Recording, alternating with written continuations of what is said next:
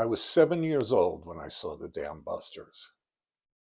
The story of how Barnes Wallace conceived of his revolutionary weapon and struggled with the mandarins in Whitehall to get it accepted has always been inspirational for me.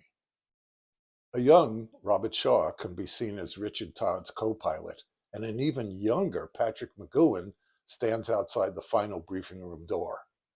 Diving a little deeper, Gilbert Taylor, who shot the special effects, later went on to be the cinematographer of Star Wars.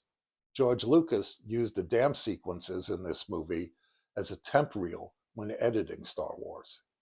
All in all, it's a little gem of the film, and I first saw it on New York's $1 Million Movie. And that was the last time it was ever seen on American television. How come? Stick around and find out. My brother Eddie and I had plenty of friends when we lived in Bay Terrace. Alan and Richie Gross, Mitchell Bean, Brett Shushak, Lloyd Gummeyers, the gang. We played together, we fought together, but we didn't go to school together.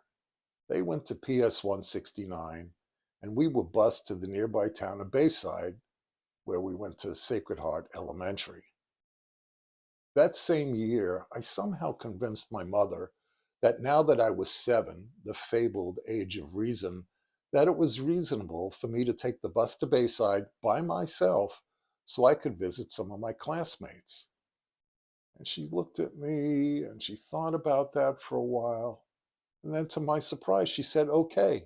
And she gave me the bus fare, and she even gave me a dime to call home just in case I needed to. She was great. So little by little, I started making new friends. And one of them was this new third grader named Stanley. And Stanley was the only black kid in school. In fact, he was the only black kid I had ever seen. He sat next to me in class, and I liked him. He was funny and he was bright. So one particular Saturday, I took the bus into Bayside to hang out with him.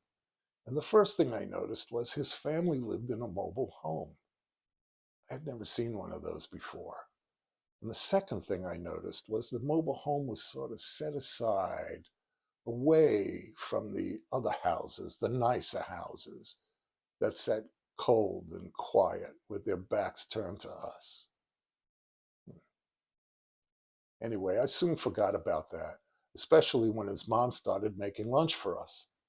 So I was sitting there in the kitchen, and I start telling Stanley about the Dambusters, which I had seen the night before in the $1 Million Movie. What a great movie it was, but there was one really sad scene where the hero's dog Nigger gets run over, and there's this awesome silence. And then his mother started screaming, and I got scared. What was she screaming about? And then she told me why. And she told me about the history of that word. A word I had never heard before. Now I know that sounds naively innocent, but that's who we were, all of us, me, my friends. That was our world, our childhood. And that was the first and last time I ever used that word, up until now. And that was the last time that movie was ever shown on American television. We learned something back then, or started to anyway. One small step at a time. I'll see you around the campus.